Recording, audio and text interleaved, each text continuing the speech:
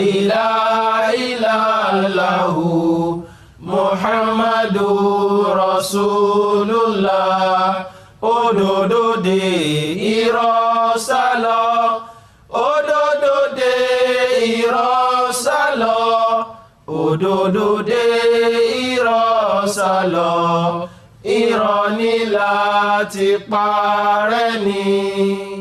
A'udhu billahi minash shaitanir rajim. Bismillahir rahmanir rahim.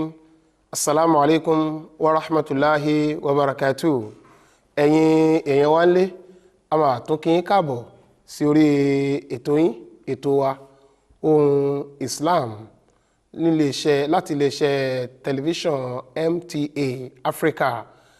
léyìí tí a ti ń gbóhùn sáfẹ́fẹ́ káàkiri ilẹ̀ Áfíríkà láti kọ́ ẹ̀kọ́ nípa Islam àti ohun tí ó jẹ wá lógún láyé yìí àti ní ayé tó ń bọ̀. Kí Ọlọ́run kó jẹ́ kí gbogbo ohun tí a ń kọ́ láti iléeṣẹ́ yìí kí ó jẹ́ àṣegbà, àṣegbọ́ àti àṣetẹ̀lé fún gbogbo wa pátápátá, kó sì ṣe wá láǹfààní ayé yìí àti ní ayé tó ń bọ̀. Lẹ́ẹ̀kan sí, a kí yín káàbọ̀, a sì kí gbogbo wa ní kí àlàáfíà. Bí a bá ń fọkàn bá bí ayé ṣe rí lónìí, bá bá ń fọkàn bá a bọ̀, táwọn wo bí àwùjọ wa ti ṣe rí, bí a bá wo bí inú ilé ṣe rí, a rí pé àtilé, àtoko, àtọ̀nà, àtàdúgbò àti àwùjọ lápapọ̀ wọn ni wọn rí bó ṣe yẹ. Kí ló wá fa rúdurùdu rédèrèdè wọ̀nyí? Òun náà ni gàgá tó dàbẹ́ ni pé ó ti wáyé, ó ti hù láàrin ẹ̀dá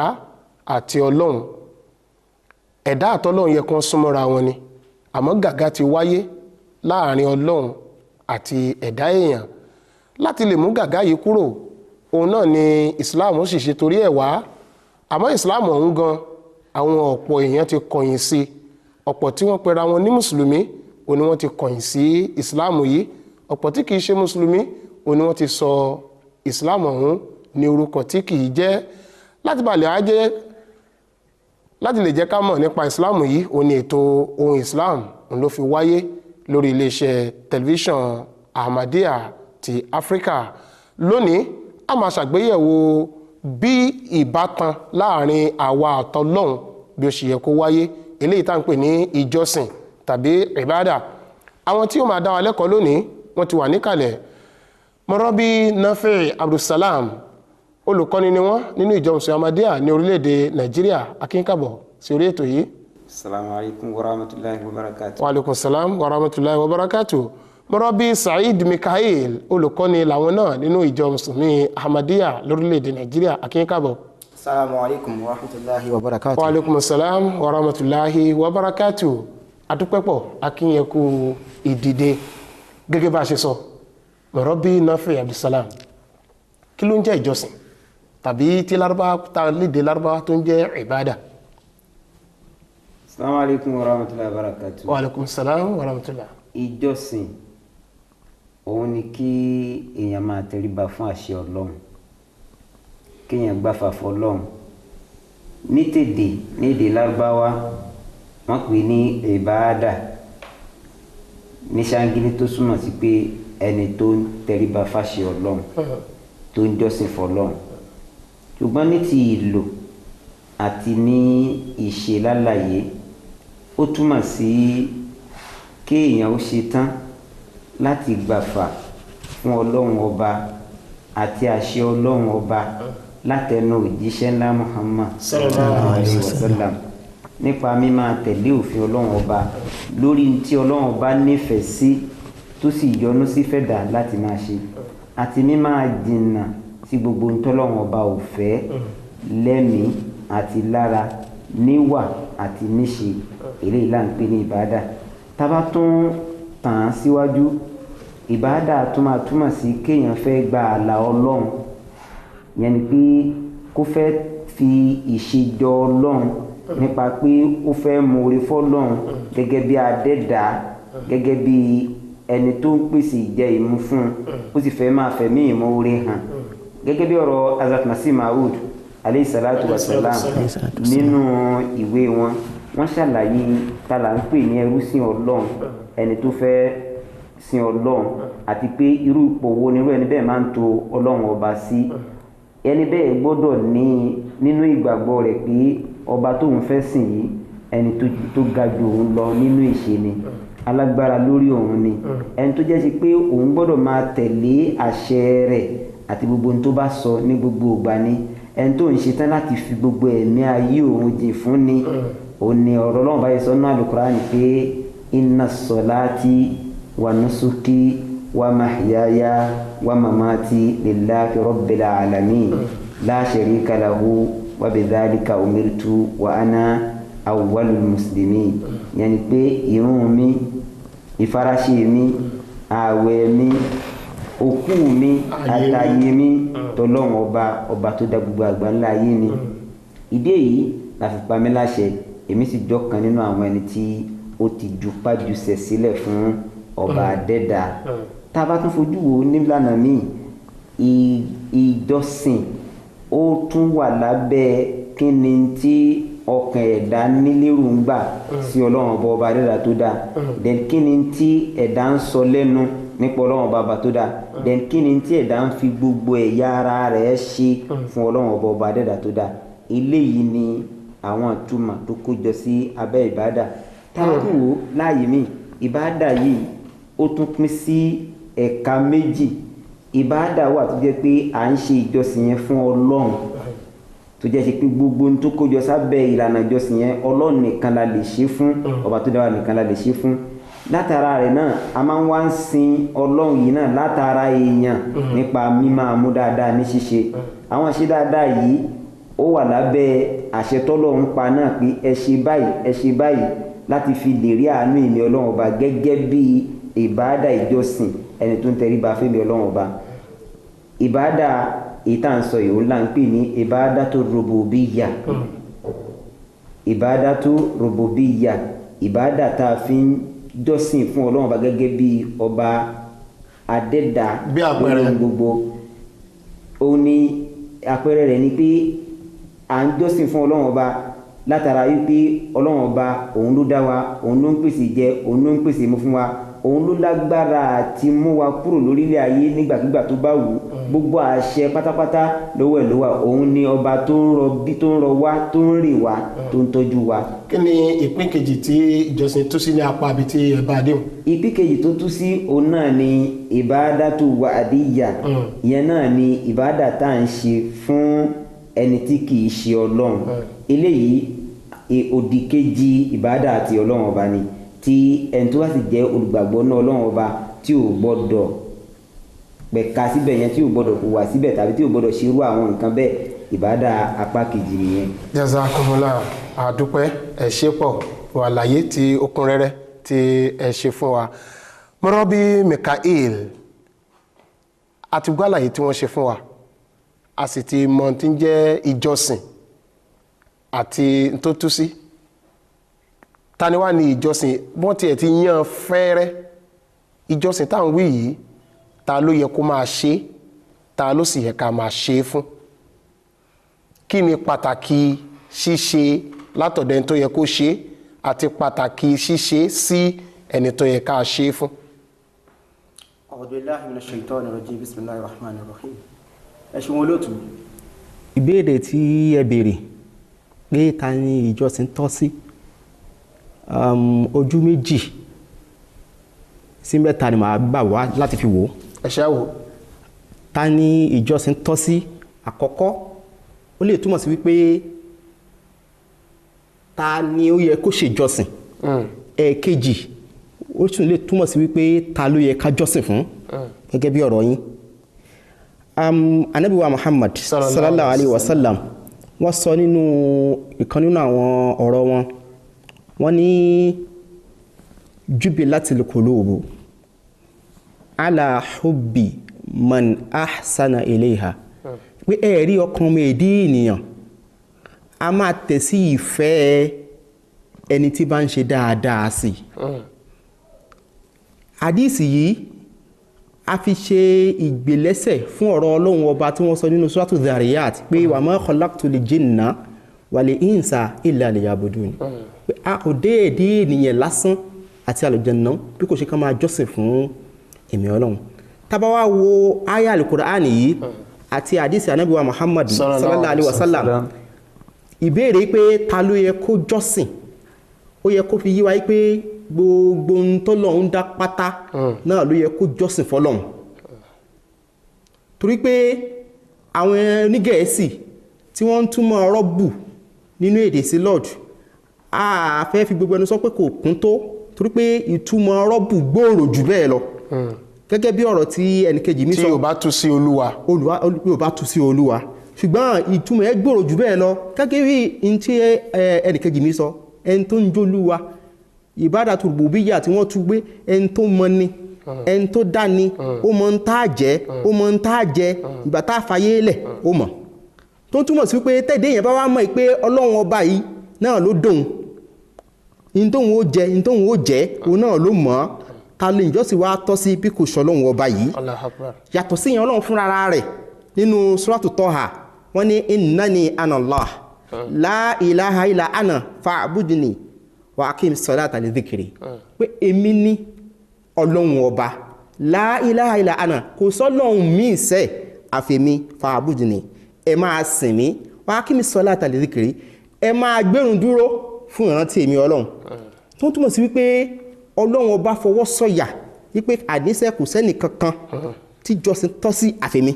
nígbà tẹ́ẹ̀dé yẹn ti mọ̀ pé ọlọ́run ọba yìí ló dáhùn ó ti mọ̀ pé òun ti wà nípò tó ń gbọ́dọ̀ jọ́sìn fún ọlọ́run tó wá fọwọ́ ẹ̀ sọ̀yà pé ìjọsìn ò tọ́ sí nǹkan kan míì àfẹ̀mí nìkan fàbúdẹ́nì èmi ọlọ́run ni ẹ máa jọ́sìn fún mi wa aqimi salata li dhikri ẹ máa gbénu dúró fún ìrántí mi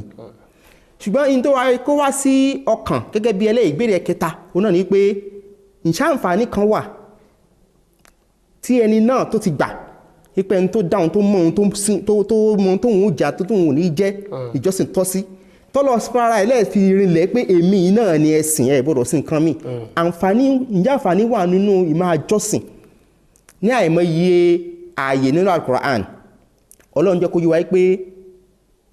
àǹfààní tó ń bẹ fún ẹni tó ń jọ́sìn ó pọ̀ rẹpẹtẹ àkọ́kọ́ ni pé inna salata tanha anil fahsha'i wal munkar nínú Suratu Ankabut Ọlọ́run ní ẹ̀rí ìrun tá a rí ẹ máa jọ́ tẹ máa kẹ́ fẹ́ fi máa jẹ́ ìjọ́sìn fáwọn ọlọ́wà á máa jẹ́ kí n tá pé ní ìwà ẹ̀gbin ìwà àkórìíra àgbákù lọ́wọ́ yín tá a bá wá rẹ́rú sí kan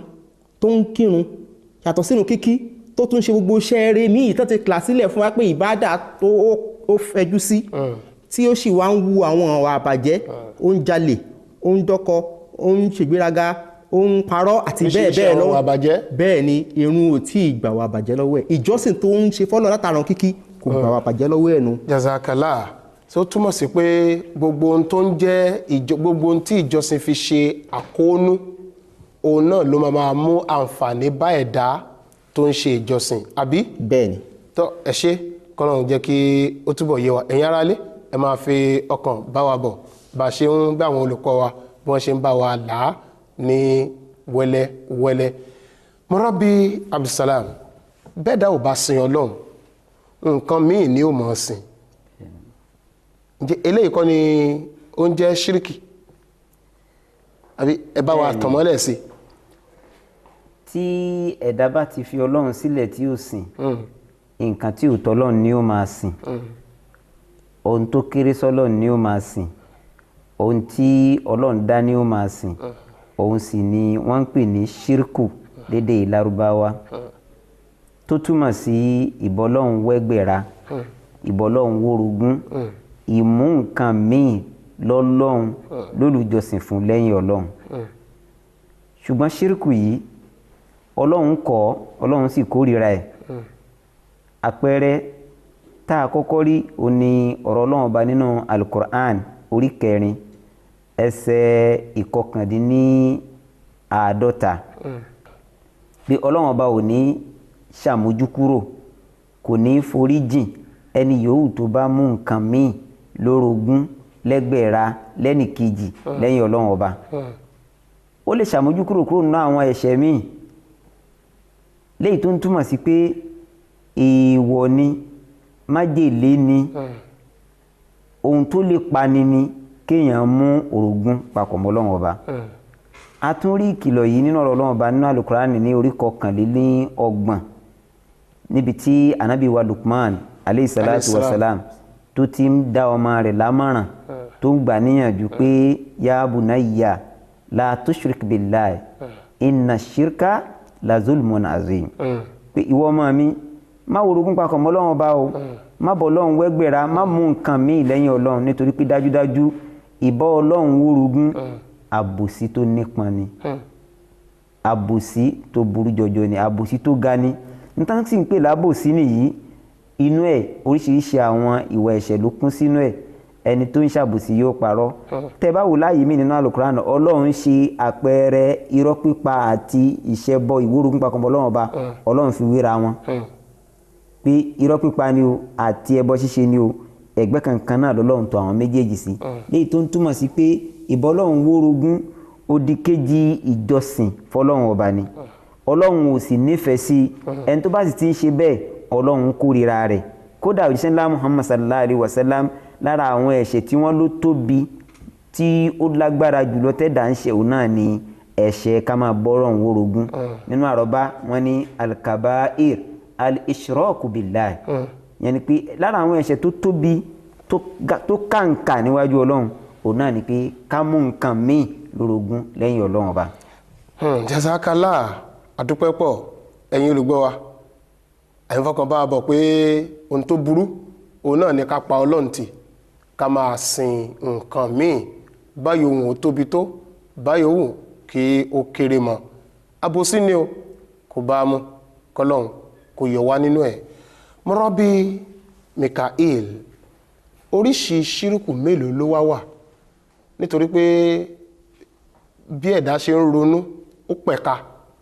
ọ̀dà tán bá ní ṣírùkù ni ká tapo sórí òkúta ká tapo sórí igi tí n bá sì tí a tapo sórí igi tí n bá tapo sórí òkúta kò sí ní tó burú nínú ẹ bá wa tàn mọ́lẹ̀ sí. àdìrọ̀rọ̀ tó gbòòrò ó ní ọ̀rọ̀ ṣíríkù nínú Islam àwọn ọ̀jọ̀gbọ́n wọ́n ní ìyapẹnu díẹ̀ lórí ọ̀nà tí ṣíríkù pín sí àwọn apá kan ní a ní ọ̀nà méjì ṣírikún khafiyun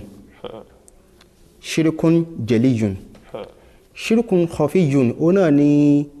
ìbọ̀wọ̀ wólógún eléyìí tó yẹ pé ó farapamọ́ ṣírikún jaliyun ó ní ìbọ̀lọ̀ wólógún eléyìí tó yẹ pé ó farahàn ó gbọ̀ngbọ̀n àwọn kan ní ó jù bẹ́ẹ̀ lọ a rí ṣírikún khafiyun ètò farapamọ́ gẹ́gẹ́ bá ṣe tú tẹ́lẹ̀ àwọn kan sọ pé rárá a ní ètò ń jẹ́ akibaru pé eléyìí máa tóbi nínú kéèyàn bọ́lọ̀ wórogún àwọn kan ní kàbírù wà àti bẹ́ẹ̀ bẹ́ẹ̀ lọ ṣùgbọ́n tá a bá fojú gbogbo ọ̀nà tó wù kó lè pín sí méjì náà ni ó fẹ́ fẹsẹ̀ rinlẹ̀ jùlọ pé kéèyàn bọ́lọ̀ wórogún tí jẹ́ pé gbogbo ayé orí pé in tó ń ṣe yìí in tí ò tọ́lọ̀ ló ń jọ́sìn fún ní nǹkan tó fojú hàn tàbí èyí tí ò wá ti fojú hàn tó já sí ìbọ́lọ̀ wórogún gẹ́gẹ́ bí àpẹẹrẹ ní ayé ànábì Nuhu alayhi salatu wa salam àwọn òòṣà tó gbajúgbajà tí wọ́n ń sìn nígbà náà ara wọn náà ni tọ́lọ̀ bá ròyìn nínú suratu Nuhu wípé àwọn bíi márùn-ún nu wọn Waddan Suwa'an Yaghutha Nasran Ya'uqa àwọn márùn-ún yìí wọ́n gbajúgbajà nínú òòṣà tí wọ́n ń sìn ṣùgbọ́n ọpẹ́ ni fọ́lọ́run pé khalifa ẹlẹ́ẹ̀kejì lẹ́yìn ikú Fatima Mahdi alayhi salatu wasalam wọ́n ṣàlàyé fún wa wọ́n ní àwọn òòṣà yìí tí àwọn èèyàn ayé ànábì Nuhu ń sìn yìí in tó dájú ní pé àwọn tá a dárúkọ yìí èèyàn náà ni wọ́n tí wọ́n gbọ́nnú tí wọ́n gbọ́nta tán jẹ́ akíkanjú èèyàn nígbà ayé wọn táwọn èèyàn gbógo fún pé ọkùnrin mẹ́ta ọkùnrin méje làwọn ará bí ṣùgbọ́n lẹ́yìn ìgbà tí wọ́n papòdà àwọn ọ̀ràn tó tẹ̀lé wọn àwọn náà jókòó pé táwọn bàbá àwọn bá lè bí ọlá fáwọn ará bí tó báyìí a gbọ́dọ̀ gbàgbé wọn ká tó díjú ká tó là wọ́n gbé gilére tó fi ń rántí ìkọ̀kan ará bí àwọn tó tẹ̀lé wọn àwọn pé kò ní dá kákan gbégi síbi kan ká máa wò lójú ó túmọ̀ sí pé tán ti ṣe kan tó kú a ní láti máa jọ́sìn fún wọn wọn mú wọn lọ́lọ́run tó túmọ̀ sí pé lára àwọn ṣíríkún jẹ̀líyùn tó fojú hàn tó gbangban jùlọ wọn lélẹ́yìí láti mú òòṣà láti máa sìn yàtọ̀ sọ́lọ́run ẹ rí pé nígbà táwọn Ànábì Muhammad sallallahu alaihi wasallam táwọn náà máa dé òòṣà tó wà nínú Kaaba gẹ́gẹ́ bọ́n ṣe jẹ́ ká ṣe rí kà ó dín díẹ̀ ní 100 ni tó túmọ̀ sí pé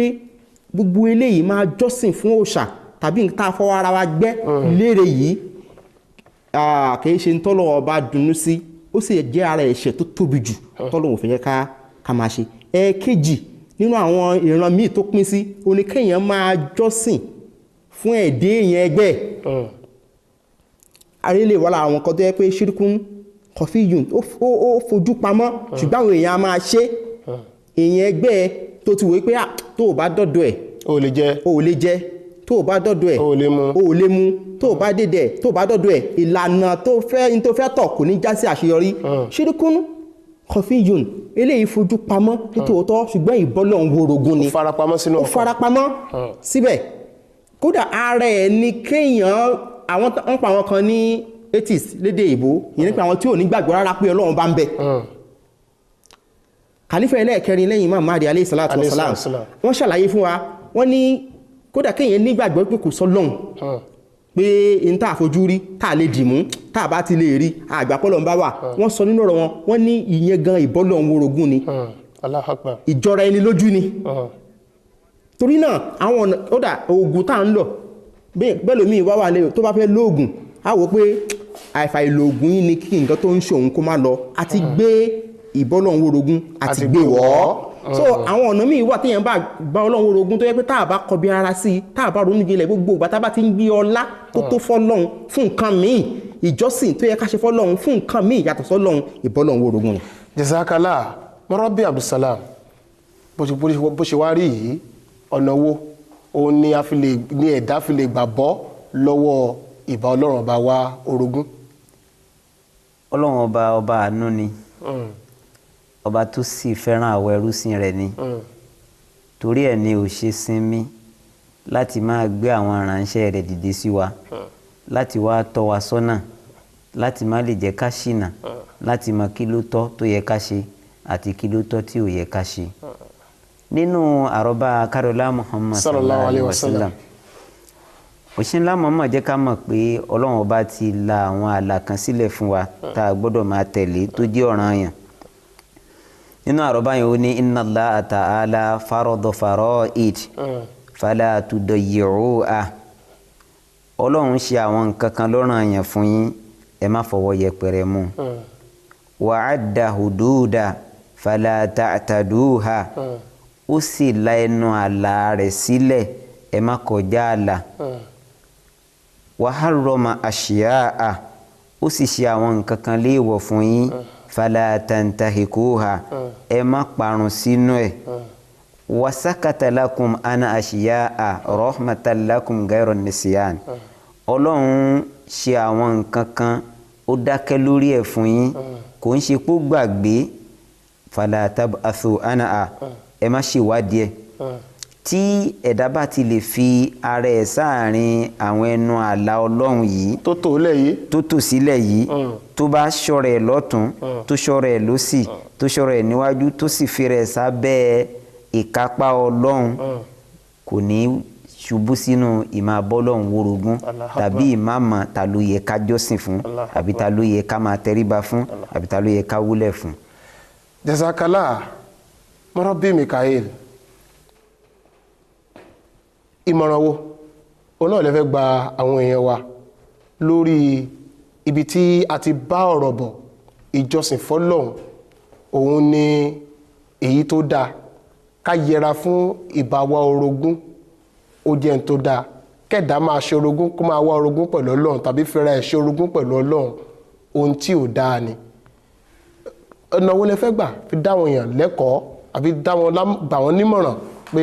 èyí ni o èyí ló tọ́ o èyí ò tọ́ o ẹ bá wa fún wọn lámọ̀ràn lẹ́ẹ̀kan sí. ẹ ṣeun olóòtú ẹ rí i pé ìjọsìn àti ìbọ́lọ̀ worogún bẹ́yìn ò bá ti jọ́sìn fọ́lọ́hun ìdàkejì náà ni pé yóò ṣorogún pẹ̀lú Ọlọ́run. Tá bá wá bẹ̀rẹ̀ látara àjọsìn tá a dẹ̀ ti gbàgbọ́ yé pé ẹnì kankan kò tọ́ lẹ́ni tó yẹ ká jọ́sìn fún àfẹni tó dá wa.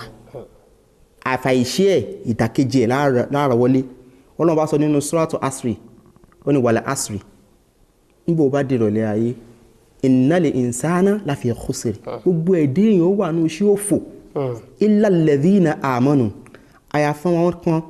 tí wọ́n gbọ́ lọ́wọ́ bá gbọ́ wa amilu solihat tó dẹ̀ ṣiṣẹ́ rí wa amilu solihat láàyè yìí á túmọ̀ sí gbogbo ìbáàdà gbogbo iṣẹ́ rẹ̀ míì tó yẹ ká ṣe láti fi jọ́sìn fọ́lọ́run tó túmọ̀ sí pé àwọn tí ó mórí bọ́nu iṣẹ́ òfò tán ní dẹni òfò nírọ̀lẹ́ ayé wọn làwọn náà tó bá gbọ́ lọ́wọ́ bá gbọ́ tó sì ń ṣèjọ́sìn fọ́lọ́run látàrí iṣẹ́ rẹ̀ tó túmọ̀ sí pé ní tá a fi lè mórí bọ́ nínú ìyà Ọlọ́run òun náà ni pé ká ṣèjọ́sìn fún bó ṣe yẹ ká ṣe ká sì yàgò fún gbogbo àwọn nǹkan tá a ti dárúkọ tẹ́lẹ̀tẹ́lẹ̀ táwọn èèyàn ń ṣe àwọn èèyàn nílẹ̀ Yorùbá mo sọ síwájú lẹ́ẹ̀kan mo ní àwọn ayé ànábì Nuhu alayhi salatu wassalam wọ́n máa ń wo òòṣà wọ́n ń sìn wọ́n torí pé wọ́n jẹ́ ní tí ó já kíkanjú gbà wọn àìṣà ní àpẹẹrẹ wọn lẹ̀ Yorùbá náà Ṣàngó Ọbàtálá Ọya àti bẹ́ẹ̀ bẹ́ẹ̀ lọ ìtànjẹ́ kó yọ wá pé èèyàn làwọn náà tán gbọ́n ta ṣùgbọ́n torí pé nígbà tọ́jọ́ korí ọjọ́ tó fi gorí oṣù lẹ́yìn ìgbà tó papòdà làwọn èèyàn náà wò pé kò yẹ ká gbàgbé àwọn eléyìí làwọn ọ̀ràn tó ń tẹ̀lé wọn bọ̀ títí wá dọjọ́ tòní wọ́n wá gbé wọn lóòṣà àbẹ̀rẹ̀ sí ń sìn wọ́n èèyàn làwọn náà tó túmọ̀ sí pé kò sí ní tíjọsìn tọ́ sí nínú gbogbo ọ̀tá kò sí ní tíjọsìn nínú gbogbo ọ̀tá dárúkọ yìí àti ní tó ń mí àti ní tí ò mí àfẹn tó dá tó ń mí àti ní tí ò mí tí ń ṣe Ọlọ́run ọba Allah tá a bá fẹ́ mórí bọ́ nínú ọ̀rọ̀ tọ́lọ́run bá sọ ní sọ́rọ́ àṣírí tí mo kà yìí àfi ká yàgò fún gbogbo èmi ni à ń bò oòrùn à ń bò òṣùpá à ń bọ̀ ràwọ̀ ara mi tó pín sí nìyẹn tí mi rántí sọ lẹ́ẹ̀kan torí pé àwọn kan wà lónìí wọ́n ń sin oòrùn wọ́n ń sin òṣùpá Ọlọ́run tó sọ ní suratu Fussilat ń wà mí àyàtì yìí nínú àpẹẹrẹ àwọn Ọlọ́run ọba wípé wà mí àyàtì al-laylu ó ní alẹ́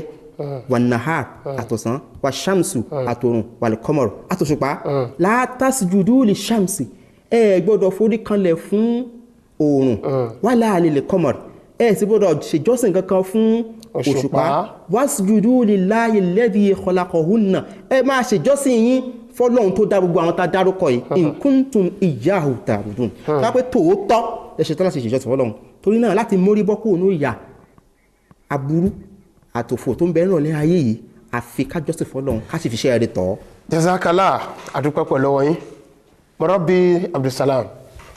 ìmọ̀ràn wo òun lẹ ní fáwọn èèyàn wa lórí kókó láàrin ìṣẹ́jú kan. tó ìmọ̀ràn fún gbogbo àwọn èèyàn wa náà ni pé Ọlọ́run ọba nìkan lọ́ba tó sìn òun lọ́ba tó jọ́sìn fún òun náà sì ní ká gbáradì láti lè máa jọ́sìn fún káyé wa ó lè tòrò kó lè rojú nítorí pé téèyàn bá ti fi Ọlọ́run sílẹ̀ láìsìn ohun tí ò tọ́lọ̀ ni ó máa sìn èyí tó dáa jùlọ òun náà ni pé ká wá Ọlọ́run rí torí pé dídá Ọlọ́run ọba mọ̀ òun ni ó jẹ́ kéèyàn máa bẹ́yìn ó ti sin Ọlọ́run ọba ànábì náà sọ bẹ́ẹ̀ pé Ọlọ́run ní fa'arifni qabla an ta'budni ẹ wá mi kẹ́ ẹ mọ̀ mí síwájú kẹ́ ẹ tó máa sìn mí torí pé tẹ́ ẹ bá mọ̀ mí báwo lẹ́ ṣe mọ̀ mí sìn so ká wá Ọlọ́run ká máa sìn ká sì máa jọ́sìn ká ti ipa àwọn òjíṣẹ́ rẹ̀ tọ́lọ́run rán torí Yorùbá ní ìtọ̀sẹ̀ ló lọ́yọ̀ọ́ oníbodè ló ní Ìlọrin ẹni tí ó mọ̀nà òun náà ló yẹ ká tẹ̀lé ká má bàa ṣìnà Ọlọ́run ti fún wa ní aṣáájú Ànábì wa Muhammad sallallahu alayhi wa sallam ó dẹ̀ ti júwe ta lọ́lọ́run fún wa òun náà ló wá yẹ ká tẹ̀lé ká má bàa ṣìnà ká lè bá a rí Ọlọ́run ọba yẹn sìn débi tí a fi rí ìkẹ́ àti àánú rẹ̀ gbà láyé àti ọjọ́ àgbéǹde. jazakumullah adúpẹ́pọ̀ lọ́wọ́ àwọn olùkọ́ wa tòní jazakumullah adúpẹ́pẹ́ wa mọ́rọ́bí Said Mikael ẹ ṣeun kú dìde mọ́rọ́bí Nafi Abdulsalam